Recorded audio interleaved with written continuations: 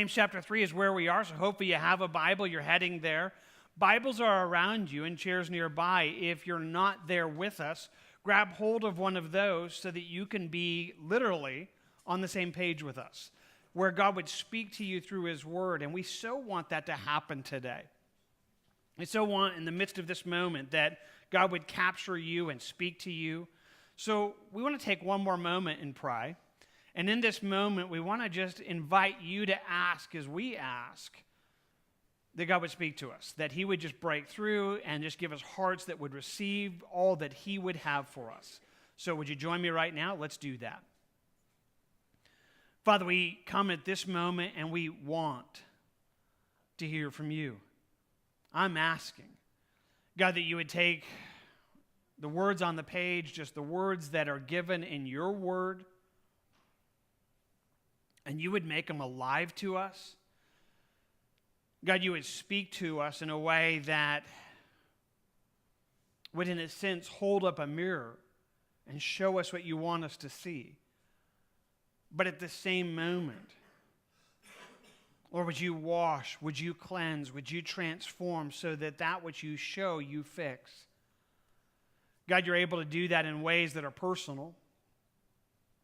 Your ways to do that in ways that just connect this moment to our lives. So give us ears to hear from you today. Help us right now to understand what you're speaking to us. We pray for that together in Jesus' name. Amen.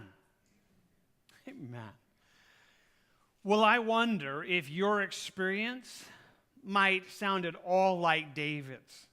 David writes in Psalm 39 this way. He says, I said, I will guard my ways, lest I sin with my tongue. I will restrain my mouth with a muzzle while the wicked are before me. I mean, David just looks and says, I'm going to watch my words. I am not going to say something dumb. I'm not going to be harmful. I mean, it's as if I want to muzzle my mouth so that I don't do that. And he says, I was mute. I was mute with silence. I held my peace even from good. He says, I was so trying not to say something I shouldn't say, I probably held back things I should say. I was just trying so hard not to use my words wrongly. But then David says, and my sorrow was stirred up. My heart was hot within me. And while I was musing, while I was thinking about it, he says, the fire burned, and then I spoke with my tongue. Well, in other words, what just happened? David's like, I was not going to say it. I was not going to say it. I was not going to let that happen. And then it happened. You know, I was thinking about it, and then I was really just trying not to speak. I mean, something happened, and all of a sudden, what I was intending not to come out of my mouth, it came tumbling out, and I said what I did not want to say. Hey, I wonder if that sounds like your life. Now, here's what I know. I mean, all of us struggle with that, but for some of you, you've been with us in the book of James, and last week we gave you, again, another challenge. A 7-day challenge where we asked you, hey, try to hold back your words and not say things that are harmful. And here's what I'm expecting. I'm expecting for some of you, you're like, that happened this week. I mean, I was not gonna say it. I mean, there I was, and I was like, I'm being really careful with my words, and then, it just came out. I mean, if it didn't happen this week, here's what I know. It has happened to you. See, James is talking to us about the tongue, and what he wants us to understand this morning is that tongue is literally untamable. Yet notice with me, verse 7, pick it up there. He says in James 3, verse 7, for every kind of beast and bird, of reptile and creature of the sea is tamed and has been tamed by mankind. He just draws you and I into it and says, animals. I mean, all animals can and have been tamed at one time or another. Now, this is not a statement that endorses all of that. I understand that for some of you aware of animal cruelty, you're like, well, Jim, some of those things were unkind. I get that. This is not a statement that endorses any of that. But that being said, animals have been tamed. I mean, everything from people's dogs that, can sit and beg and do those things to wild animals where you could go and go to a circus and watch a tiger literally like jump through flaming hoops and watch an elephant like stand on a ball. I mean, crazy. You're like, how do you do that? I mean, how do you take something like that and make it happen? You can watch people with a hawk that can train it and make it fly and come back to its master. You can go and visit one of the places where they have aquatic animals, and you can watch the dolphins perform, and then they'll have like this whale. I mean, a huge whale come and on cue splash the entire audience. And you can look on those things and understand this, animals can be tamed. It's not saying all of them have, but all of them can be by the very nature of what they are. And James just says, when you look at what animals are and how God has designed them, they can be tamed. By the way, technical little thing that some people might enjoy, when James gives us this, he gives us 4 categories of animals that are the same categories that God describes in Genesis chapter 1. In Genesis 1, God says it this way about mankind and our dominion. He says, then God said, let them have dominion over the fish of the sea, over the birds of the air, over cattle, and over all the earth, and over every creeping thing that creeps on the earth. James gives those same 4 categories. You might just again notice it, verse 7, every kind of beast and bird, of reptile and creature.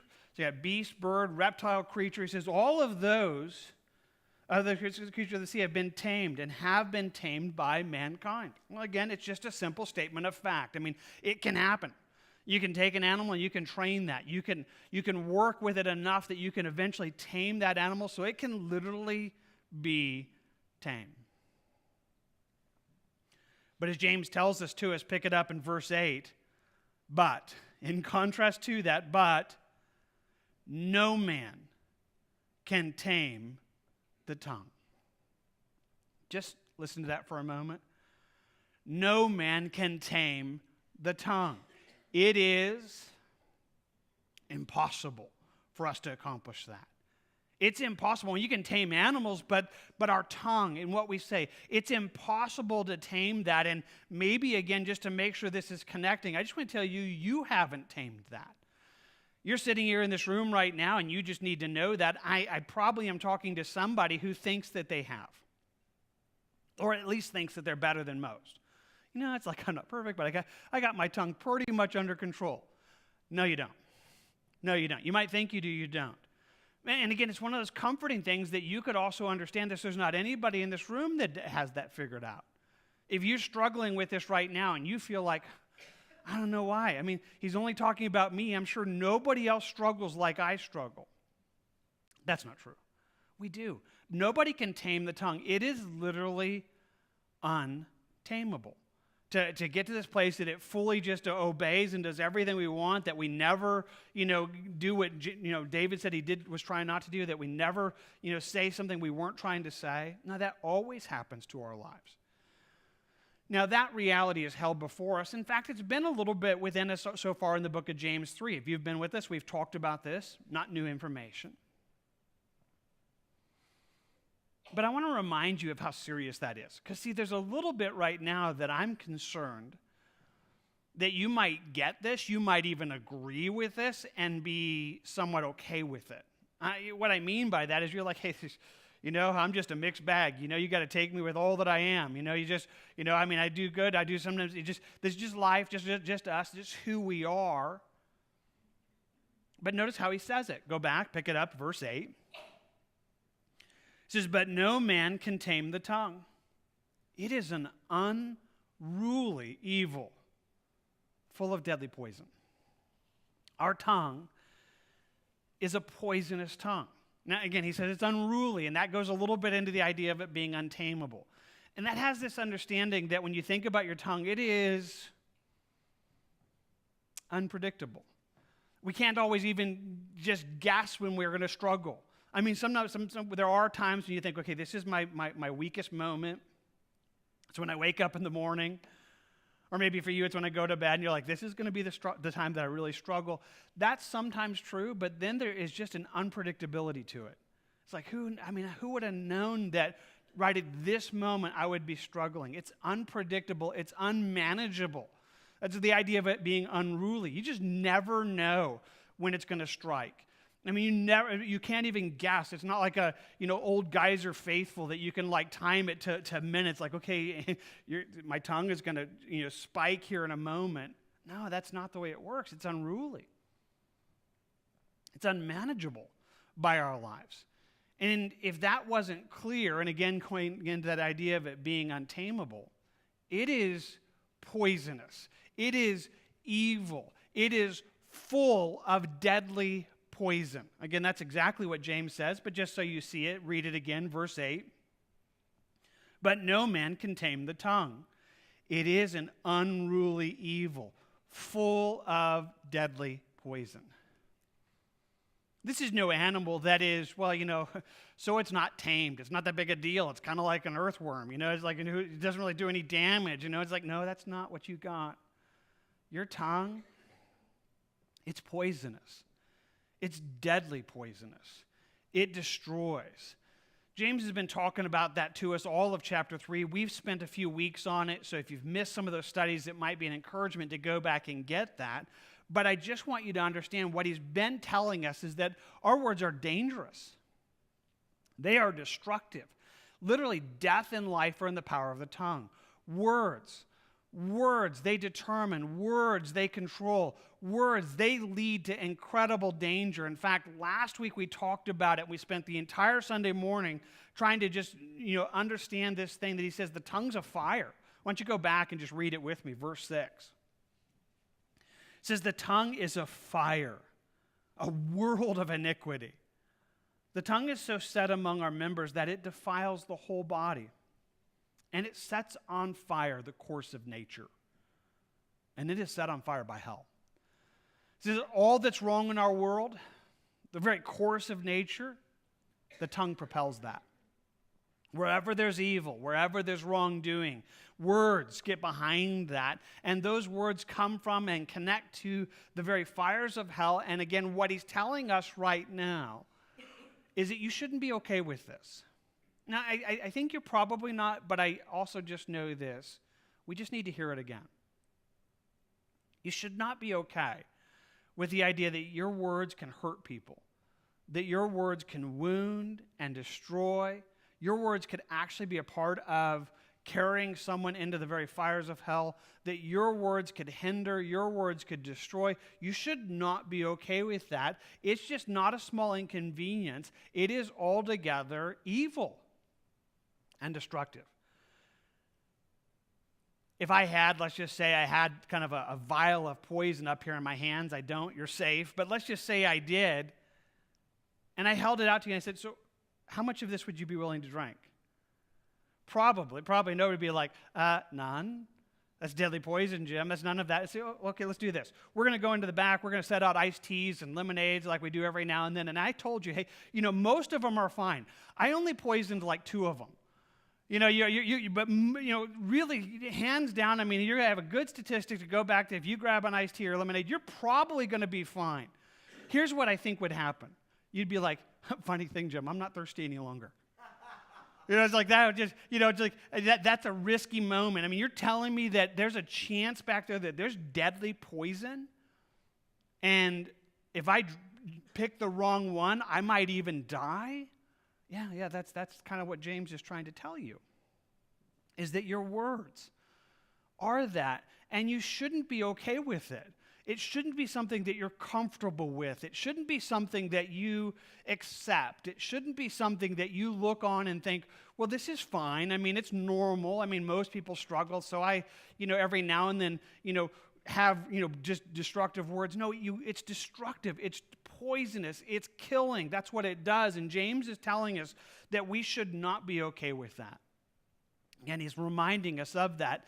And if that wasn't clear enough, he takes us to perhaps one of the tragic parts of the whole thing.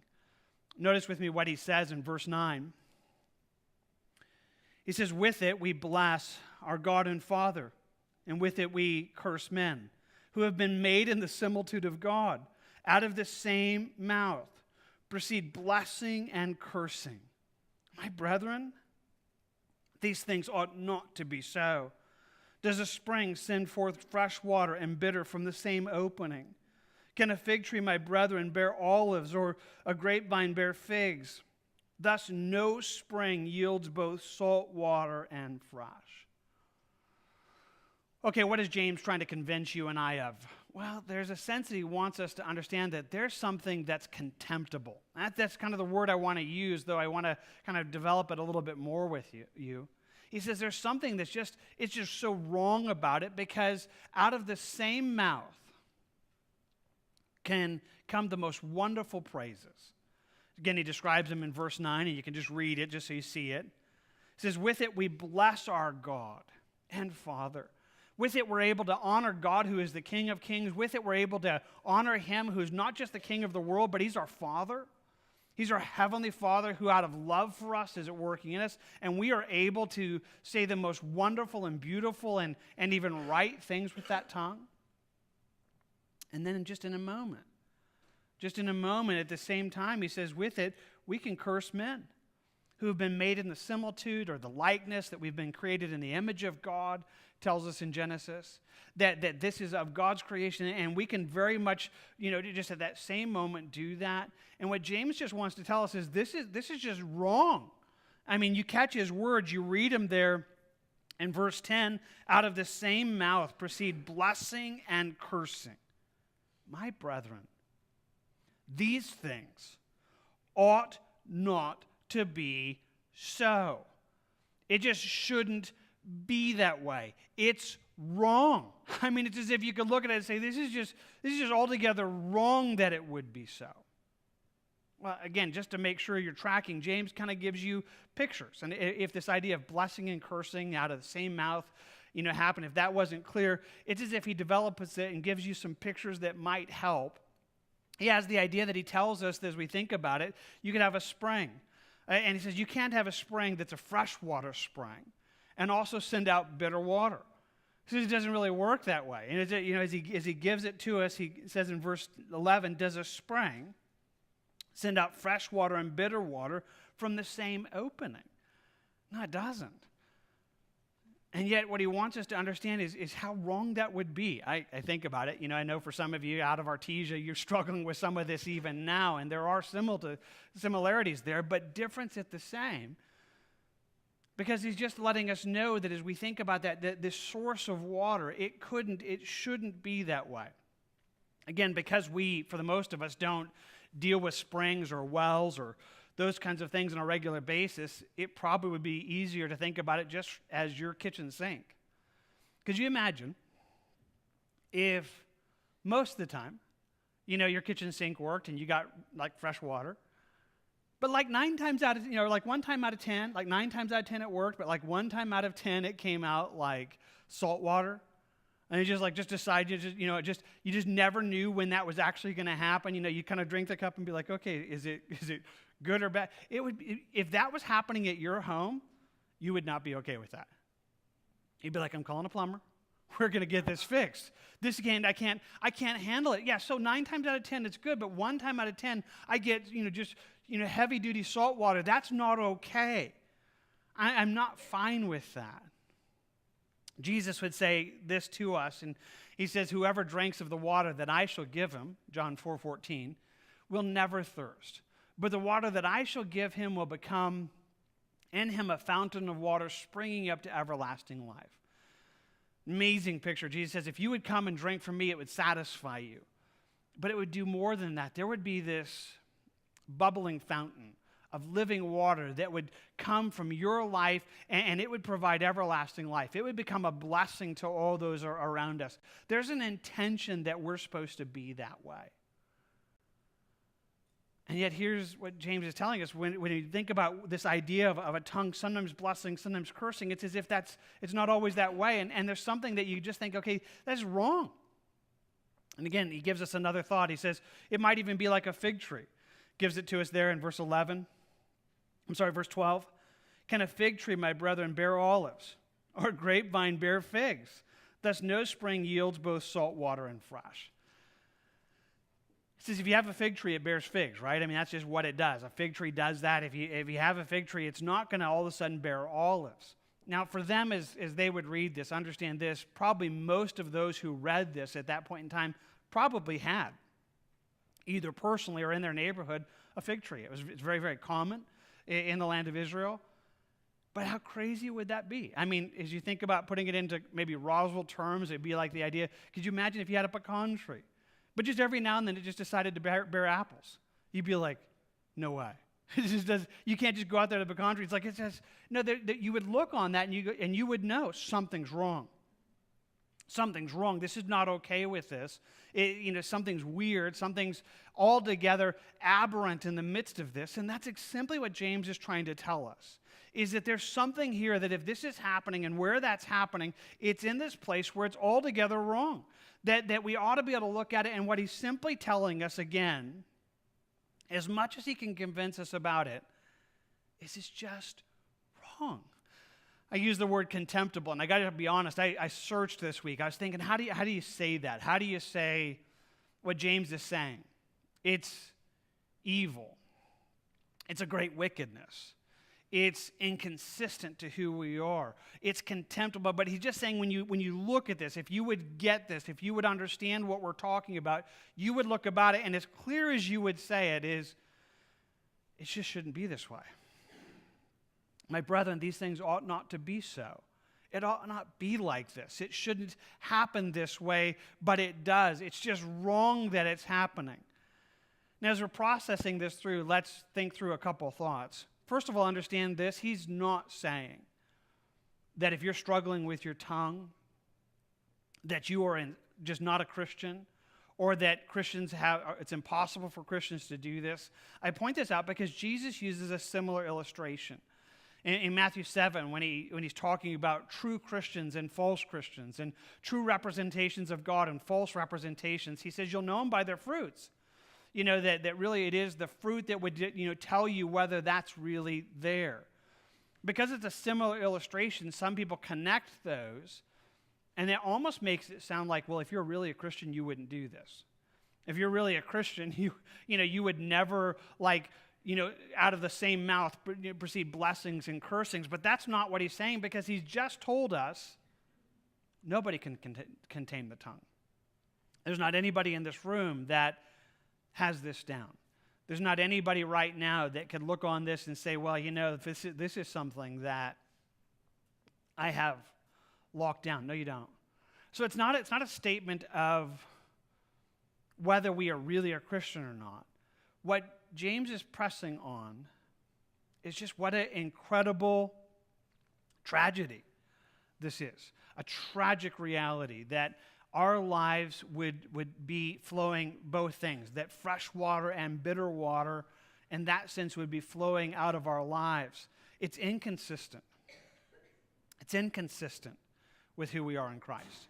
It's inconsistent with the nature of Christ that's inside of us. It's inconsistent. It betrays the beauty and the wonder of who Jesus is. That when our words flow in both directions, it totally messes up the message and messes up all that's there. In Ecclesiastes, Solomon would say it this way: dead flies putrefy the perfumer's ointment and cause it to give off a foul odor. So does a little folly to one respected for wisdom and honor. Would you take a moment and just do your best to picture this for a second? It says, here's this thing. You have this perfume. It's a beautiful perfume. It's meant to, enhance and shed beauty and shine that. He says, you could take that, and yet, if you place in that some dead flies, it'll do a number of things. Not only will it, become just aberrant in that sense of looking at it, but it'll actually mess up the smell, so that it becomes to give an ugly odor. And he says that's the same thing that happens when you have somebody that you're expecting that they would give wisdom, that they would speak love and kindness and truth, and then you find dead flies. It's an obnoxious odor. I'm thinking about how to communicate this, but here's what I want to say is, all of you know what I'm saying. It might have even happened to you. The kind of thing where you had somebody that you were expecting to hear good from. You thought thought of them as a mature believer in Jesus, someone who was just honorable and kind, and you're, in your mind, you just thought these people are amazing, and you're hanging around them one day, and then all of a sudden something else comes out. Something that their words were unkind, their words are cruel or harsh, and they say something, and you could just sit there with, eyes like saucers, like, what? I mean, I know people talk that way, but not you. I mean, that's not what I thought would happen from you. So here's what, do you know somebody like that? Do you know somebody right now that you're like, when they talk good, it's just so amazing, but when they don't, it's bad? Spurgeon said that he knew of a preacher that when he was in the pulpit, he preached so beautifully that nobody ever wanted him to come out. But when he was not in the pulpit, he spoke and lived so poorly that nobody ever wanted him to enter the pulpit. And I wonder if that's how, you kind of understand what that is. It's like, okay, when you're talking good and your words are beautiful and your words are Christ-like, it's like, wow, you are so attractive. But then there's the other times when it goes the other way. Again, we probably all know people like that, but here's the thing. And I mean this in the most kind way, but I'm just trying. I just wonder if anybody thought of you right now. Maybe they didn't, but there's when they're like, well, yeah, but when they're talking like good, when they're like speaking for Jesus, I love listening to them. But boy, get them on a different topic, and you don't want to be around them. Their words are altogether harsh. See, the Bible tells us that we're to be this aroma of Christ. It tells us in 2 Corinthians 2, we are to God the fragrance of Christ among those who are being saved and among those who are perishing. That we are to be casting off this aroma. We are to be those who smell like Jesus, that people could be around us and they go, I just want to know Jesus. I want to know the Jesus that you know, because the way you live, the way you speak, it's so attractive to me. And what James is telling us as we think about this right now, it's just one of the things that makes this so wrong. One of the things that makes it so bad is it's inconsistent. It messes that up. It disturbs the beauty. It totally shows that to be a bad thing. Now, you know this, but it's worth just saying. This is the biggest struggle that people in our world have with us. This is the biggest struggle that people in the world have with Christians. You know it, right? They'll say things like, this Christians, they're all hypocrites. That's what they are. It's like, they talk like they're good people. They act like they love people and kind, but boy, every now and then it's just so, they can be mean and cruel and unkind, and their words can altogether go the wrong way. I mean, that's what James is telling us, and he's trying to tell us right now is that's not something we should be okay with. Well, why does that happen, by the way? Why can't we tame the tongue? I mean, what is it that keeps this? Well, the simple reality is it's because it's a heart problem. I mean, the reason that the tongue cannot be fixed, unlike an animal that you could eventually tame, you can tame all animals, but the tongue can't, because it's the very heart problem that we have. Jesus would say it this way: out of the abundance of the heart, the mouth speaks. He says the reason what comes out of your mouth, it was in your heart. And therein lies the problem. Therein lies the problem. And as James is letting us know this, he's just highlighting what this is for us and highlighting that we see it. But I'm trying as best as I can. I'm pressing on this as hard as I can. Maybe it could be harder, I guess. But I just want to tell you, you shouldn't be okay with this. Now, I hope you're not. I hope you're like, I am not okay with this. I'm not. I mean, it breaks my heart that I could speak of God in good ways and then totally mess that up with unkind words and being cruel and my words becoming harsh. I mean, that's something that I should look on and I should be able to say what James says. This should not be this way. This should not be so. It ought not happen like this. It ought not to be a part of this. There ought to be something in there that you just get it and you say, okay, I get you. It's altogether wrong. That's what we find all the way through the Bible. I think about Isaiah. Some of you know the story, Isaiah 6. There's Isaiah, and it tells us in the year that King Uzziah died, I saw the Lord sitting on a throne, high and lifted up, and the train of his robe filled the temple. Isaiah brings us into his personal experience. He says it was a moment, terrible things were happening in our world, but I saw God. I saw God on his throne. I saw him reigning in his sovereignty. I saw him, seated in his power. He says around it were these angels. They stood these seraphim, what are known as presence angels in God's presence. Each one had 6 wings, and with 2 he covered his face, and with 2 he covered his feet, and with 2 he flew. And one cried to another and said, "Holy, holy, holy is the Lord of hosts. The whole earth is filled with his glory." He says, okay, I saw God, and when I saw God, it was his holiness was known. God's a holy God. Holy, holy, holy. Isaiah's response to that is both wonderful, fascinating, but actually right where we are. For Isaiah looks on this and he says, "Woe is me, for I am undone, because I'm a man of unclean lips. I'm a man of unclean lips, and I dwell in the midst of a people of unclean lips. My eyes have seen the King, the Lord of hosts." It's as if he's there, and he says, just what he realizes that moment, and the moment he feels God's holiness, he sees this, God, I'm a person that my lips, what flows out of them, it's not good. Sometimes what my mouth reveals that's happening inside my heart, it's not good. In fact, that's what all of us are struggling with, but he feels it all together like this is just wrong. It's a good thing to feel. Paul would say a similar thing as he thinks about the struggle we're having. He gives it to us this way in Romans 7. He says, "For what I am doing, I do not understand. For that which I will to do, I do not practice. But what I hate, that I do." He says, I'm struggling with something. He says, honestly, it doesn't even make sense to me at times. There are things I just want to do. I want them to be who I am, and I don't seem to be able to do that consistently. There are things I don't want to do, and I end up doing those things. Again, he goes on to say it this way, "For I know that is in me, that is in my flesh, nothing good dwells. For the will is present with me, but how to perform what is good I do not find. For the good that I will to do, I do not do. The evil that I will not to do, that I practice." This is an amazing just statement from the Apostle Paul. And for most of us, we could be altogether honest and authentic and say, I know exactly what he's saying there. I know exactly what that feels like.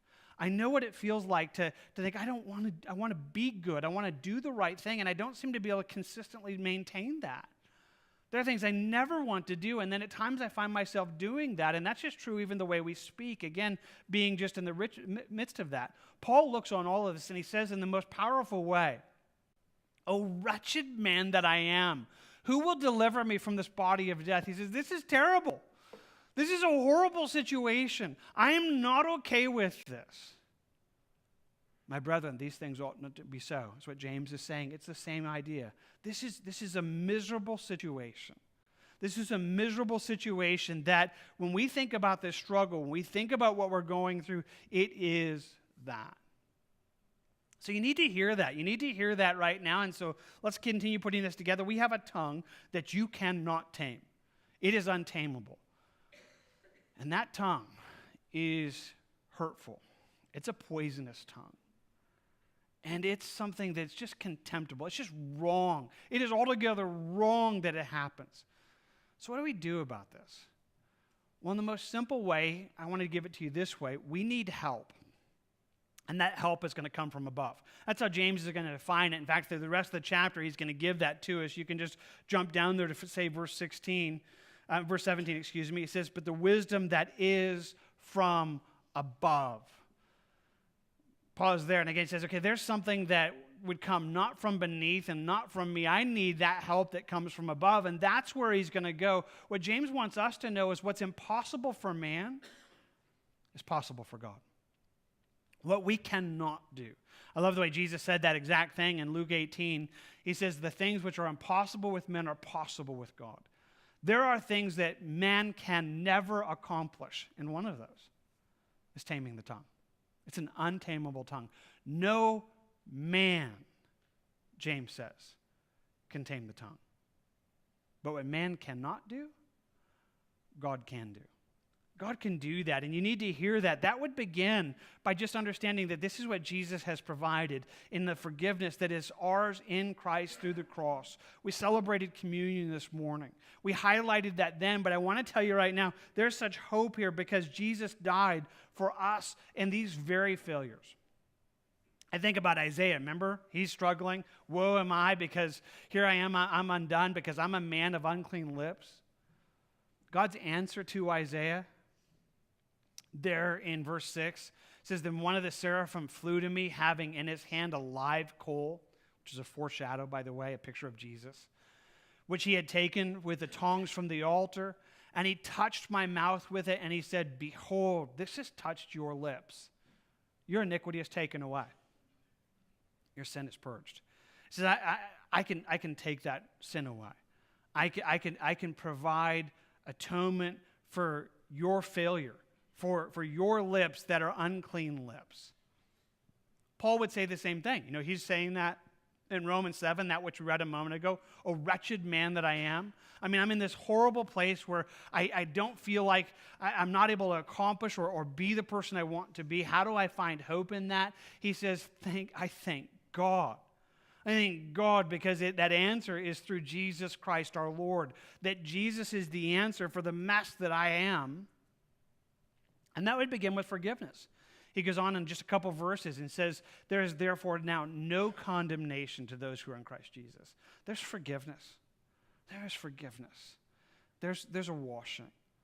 And I want you to hear that because I don't want this to come across this morning in a way that is a beat down, that causes you to feel like, boy, I'm a terrible person. You might as well just take me out and tar and feather me now. You just might as well no, there's forgiveness for you. If you feel like God's showing you your struggle, I just want to tell you there's forgiveness. There's forgiveness in Jesus, and that forgiveness you need. But there's more in Jesus than just forgiveness. There's power.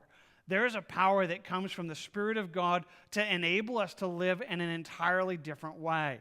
See, going back to Romans 7, where Paul's talking about it, saying, "Oh, wretched man that I am," who's going to fix this? I mean, who's going to deliver me from this body of death? And he says Jesus, who provides forgiveness, so there's no condemnation.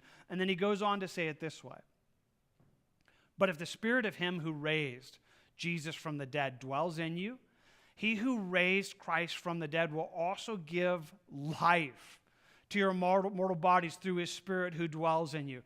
That same power, the same power that raised Jesus from the grave, is at work in you to bring life into you, to help you live the way you ought to live. And it goes on to say it this way: if by the Spirit you put to death the deeds of the body, you'll live. You will know the life that's in Christ. You'll know the life not because it's you that's doing it, because it's God that's doing it in you. You'll know this because it's the Spirit of God that's working that in your life in an incredible way. I just want to tell you that's possible. And again, we just need to understand this is a big struggle. Paul would say the same thing and deal with the same area in Galatians 5. He says, I say then, walk in the Spirit, and you shall not fulfill the lust of the flesh. He says you need to walk in the Spirit and you won't do it. You won't fulfill that lust of the flesh, and he goes on to describe it. For the flesh lusts against the Spirit, and the Spirit against the flesh, and these are contrary to one another, so that you do not do the things that you wish. What an incredible verse that again just opens up a window into this. Can I say it one more time?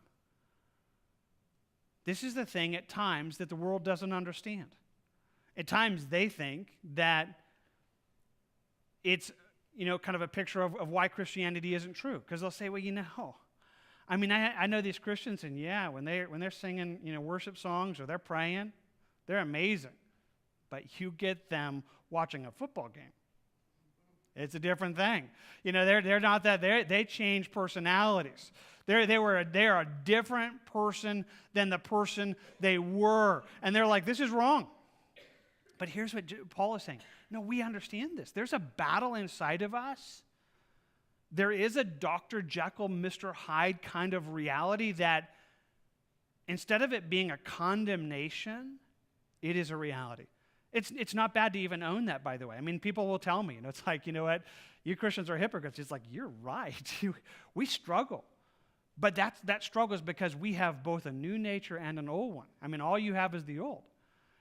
Sometimes there's less hypocrisy in people in the world because they don't have what we have.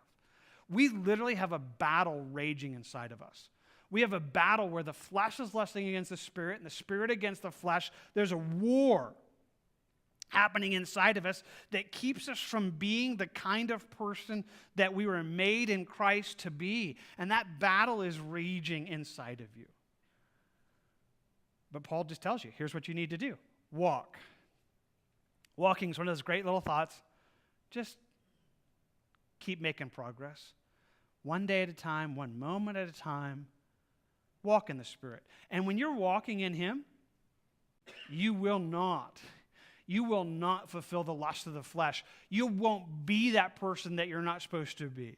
And then he goes through and he gives it to us. He says the works of the flesh are evident, and he gives us a list of those things that are the flesh. But then he says the fruit of the Spirit is. Let's do it this way. It just might be helpful just to think it through. I'm going to put it as if we have a chalkboard on the screen, and we'll kind of put it out in just a kind of a lined, kind of a chart thing. On one side of this, he says, okay, here's what the flesh does.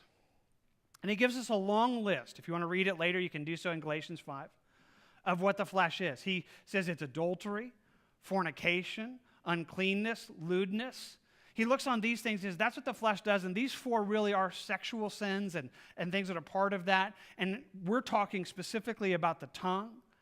And so as we think about what that looks like, there's a place where a believer would say something that's just, shouldn't say. It's ungodly. It's unholy. It says that's what the flesh can do. On top of it, there are things that are idolatry, placing, trust in something that's not God, and sorcery, which is the word pharmakia that would even speak of drugs and other things. But both of these speak of putting our trust in other things, of our words finding their life, not in God. He says then there's hatred and contentions and jealousies and outbursts of wrath. I mean, wow. I mean, you couldn't just get more clear as we think about the tongue. It's like every now and then it's just like, bah! Outburst of wrath, jealousy, hatred. It's like that's not God. That's your flesh. That's your flesh. It can be selfish ambitions, dissensions, heresies, this place where it's about me and kind of isolating from God and isolating from people and just creating altogether lies that would be heretical in the midst of that. They can be things that are envy, where we look on people and we're envious of them. It can literally lead to murder, which was we're thinking about the tongue. Sometimes it's more of a character assassination than it is, there, but it does happen. He says there are things like drunkenness and revelries that are just altogether the flesh, what it would do, and just a flippancy and a mess to that. And he just says, and the like. Whatever's in that category, and it's like, okay, I think that covers like a lot. That's what your flesh can do. Left unhindered, left unchecked. That's exactly what your flesh will do. But again, he says if you'll walk in the Spirit, you won't do that. There's a way to say, okay, these things I don't want to come out of me. I don't want my life to walk in that. How do I do that? Well, he says you'll walk in the Spirit, and he says from that, you'll have the fruit of the Spirit. And he gives us a list of 8 that really are a part of this. Some would say more of 7, probably, that first one being the main one. It would be love. He says the fruit of the Spirit's love, that love would control what we do and what we say. It would be joy that would mark our lives. It would be peace that would take a part of that. It would be long suffering. It's like I can put up with a lot when the Spirit of God's helping me. I can suffer without having to say back or give back to somebody else because the Spirit of God will help me to do that. I can speak, I can live and walk in kindness. I can walk in goodness. I can walk in faithfulness. I can walk in gentleness. And he ends that list in saying it's self-control. Which is, again, that's kind of, I mean, if you're losing it, if I'm losing you somewhere, come back. This is what he's telling us, is that the Spirit can do what we can't do. You can't tame your tongue.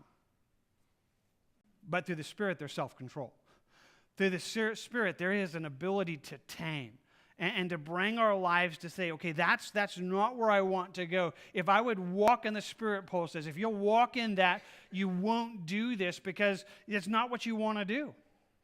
There's a sense of gazing on this and understanding that's not how we want to live. It's pretty simple, is it not? I mean, I don't know if it's simple, but I think it's clear.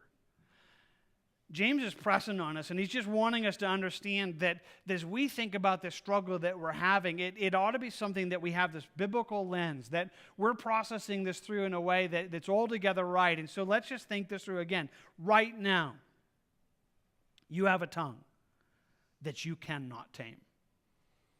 If you don't do anything about this, if you don't have God's help, you're going to say things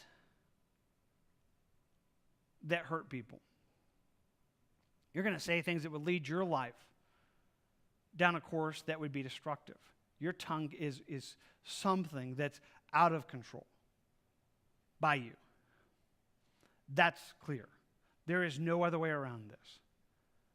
But what James is wanting to make sure, what I'm pressing on as hard as I can say it, is that is not something you should be okay with.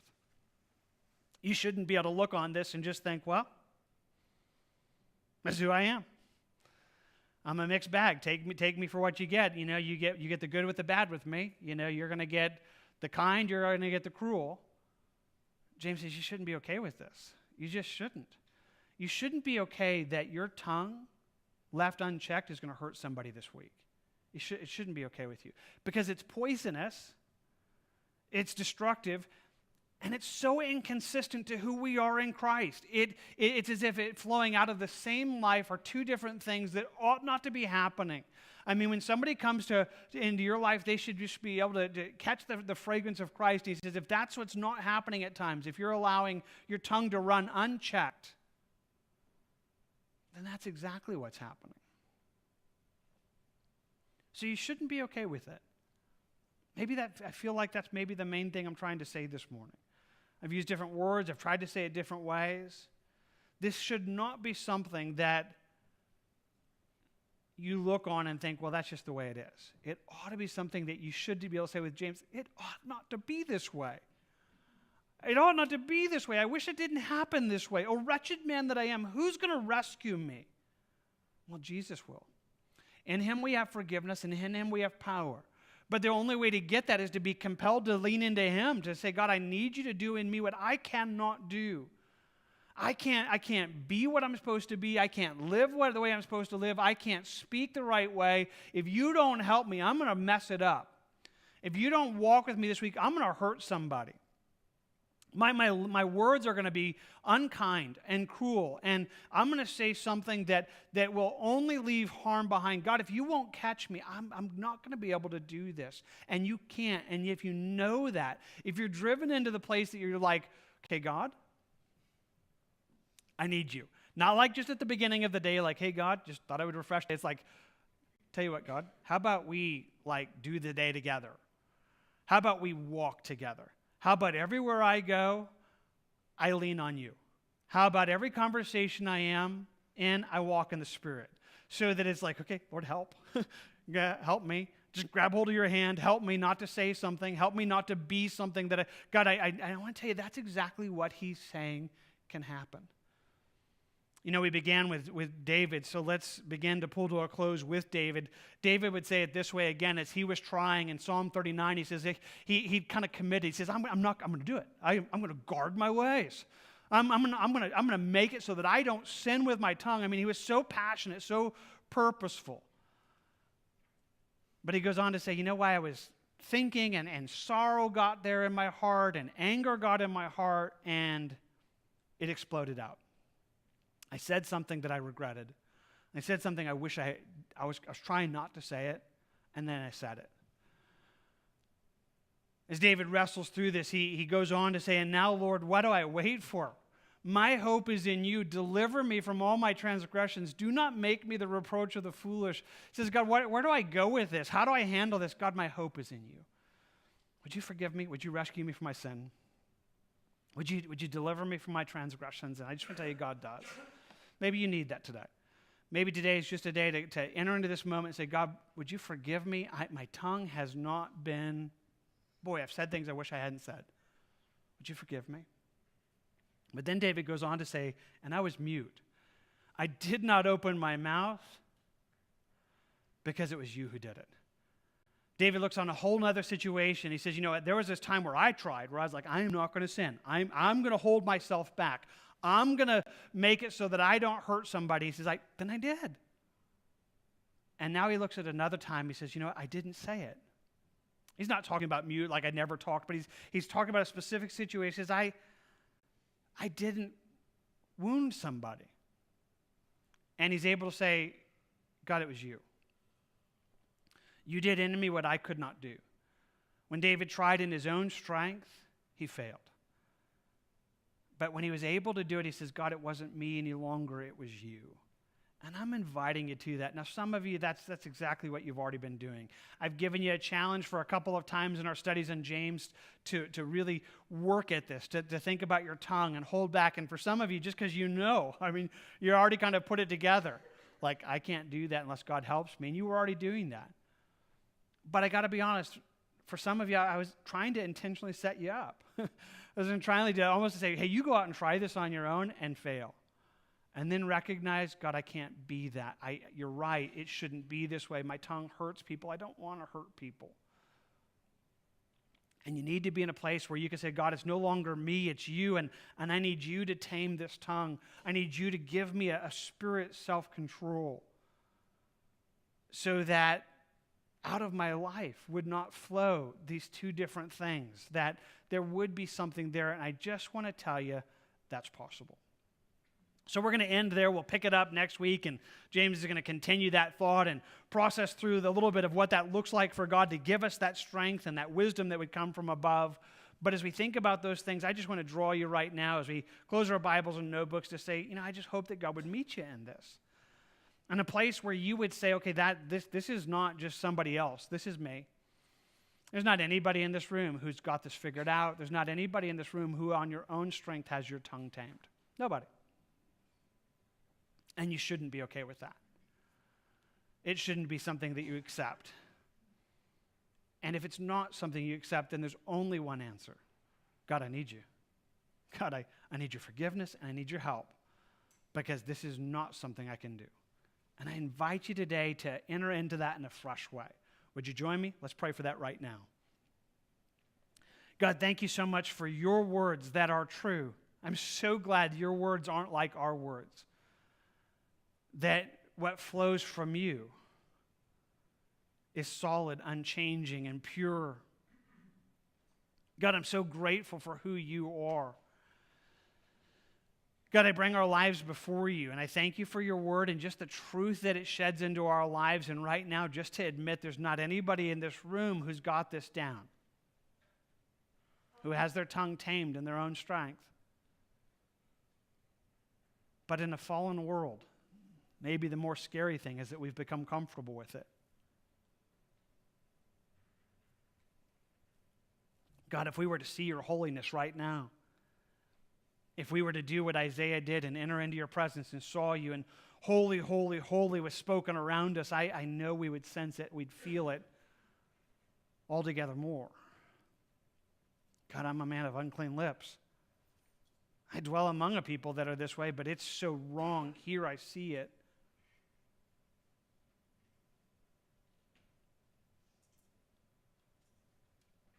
Lord, would you rescue? Would you bring forgiveness? I just thank you for that. Would you deliver us for where we failed? And would you speak into us life right now, a life that we would know that the very power that raised Jesus from the grave is available for us to live a life that we could never do in our own strength. That we could move into this week and say, God, I need help. I want to be the person you want me to be. I can't do it in my strength, but if I would walk in the Spirit, and I could change everything. And God, I simply ask that you would draw us to embrace, grab, and Lord, you would do more, that our lives really would be a fragrance of Christ everywhere we go. That everywhere we go, that we would be just shining the light of Christ and shedding abroad, as it were, into this world that aroma of Christ, and that would not be defiled by our unkind words. Rescue us, Lord, from that right now. Rescue us right here.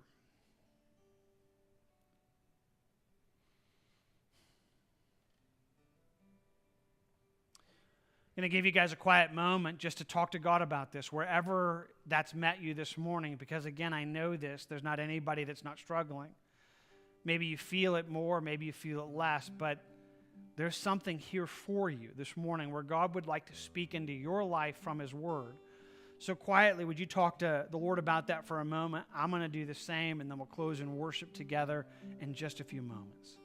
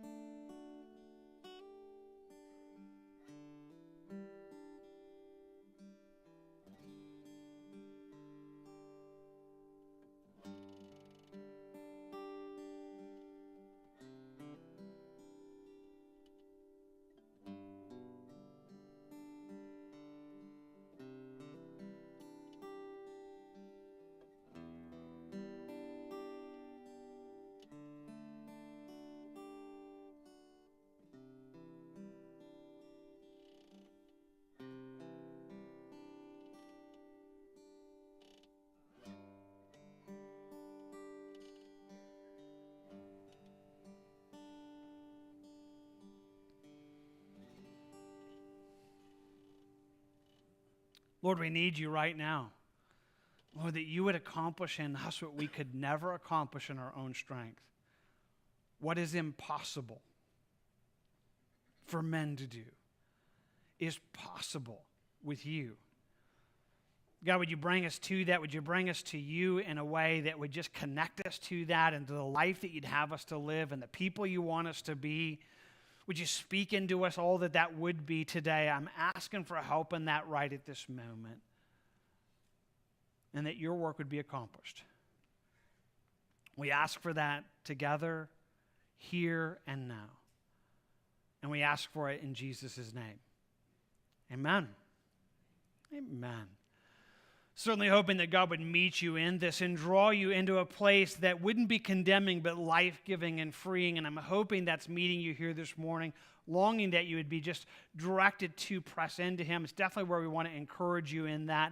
If you need prayer, if maybe you're here this morning, you don't know Jesus, or maybe you do know Jesus, but it's just confused right now, you're hurting and you need someone to talk to, Pastor Phil's going to be up here at the end of the service. So after that final song, hey, make your way up here. We'd love to pray with you. I'll be in the back. You can catch one of us or even people around you. But right now, let's make God just the attention of our focus. So would you stand? We want to just honor God and just put our focus on Him, to Him, depending on Him, asking for His strength. And to that end, I ask for God's blessing on your life. May the Lord bless you and keep you. May the Lord make His face shine upon you and be gracious to you. May the Lord lift up His countenance upon you and give you peace.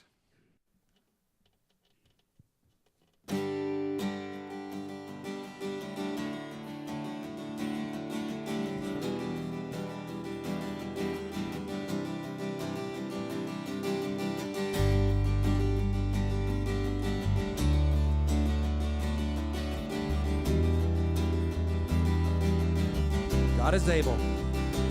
God is able. He will never fail. He is Almighty God.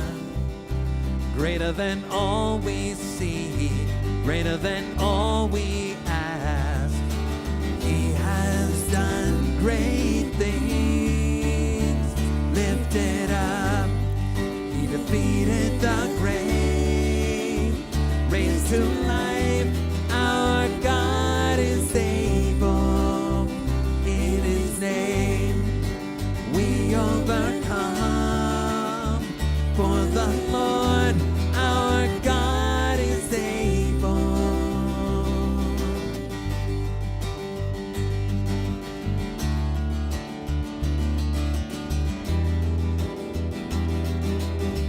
is with us. God is with us. We are on his side. He will make a way. Far above all we know, far above all we hope. He has done great things. Lifted up, he defeated the grave. Raised to life, our God is able. In his name we overcome. For the Lord our God is able. God is with us. God is with us. We will go before. He will never leave us. He will never leave us. God is for us. He has opened arms. He will never fail us. He will never fail us. Lifted up, he defeated the grave. Raised to life, our God is able. In his name we overcome. For the Lord our God is able. Lifted up, lifted up. He defeated the grave. Raised to life, our God is able. In his name we overcome. For the Lord our God is able. For the Lord our God is able. For the Lord our God is able.